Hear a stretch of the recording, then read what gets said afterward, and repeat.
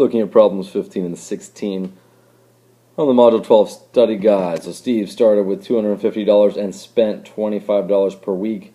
Chelsea started with $30 and saved $30 per week. So we have spent and saved. So we can write these as linear equations. Neither are proportional. But we can still write them anyway. Let's look at Steve. Steve starts, his initial value is $250, and he spends $25 per week.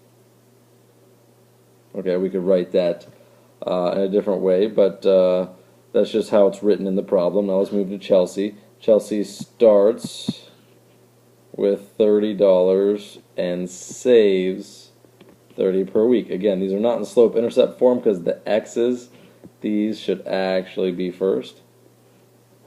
But that's okay. We'll leave them right where they are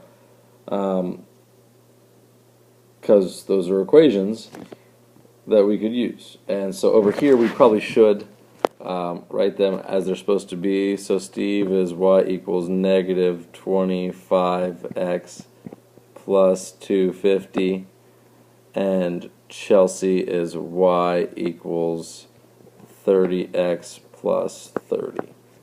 Now for 16 it just says to graph one of them. We'll graph them both so that you have both answers available. So let's graph our starting points. So for Steve, and this is over here counting by 50s. So our starting point is here.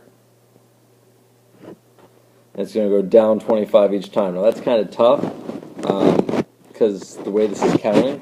But I see a 25 and a 250, so I know that if I multiply this value by 10, I'm going to get 250. So if I multiply this by 10, I'll get negative 250 plus 250 equals 0. So when x is 10 and x is our time, when x is 10, y will be 0. So there's our line right there.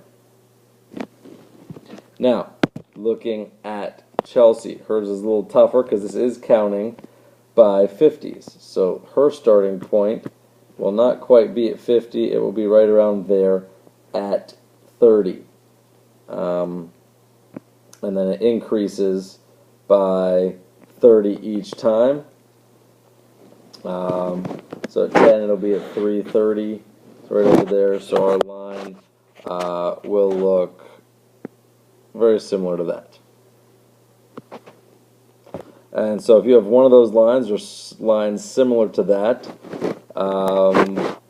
you have the answer. So you should have either the red or the blue line.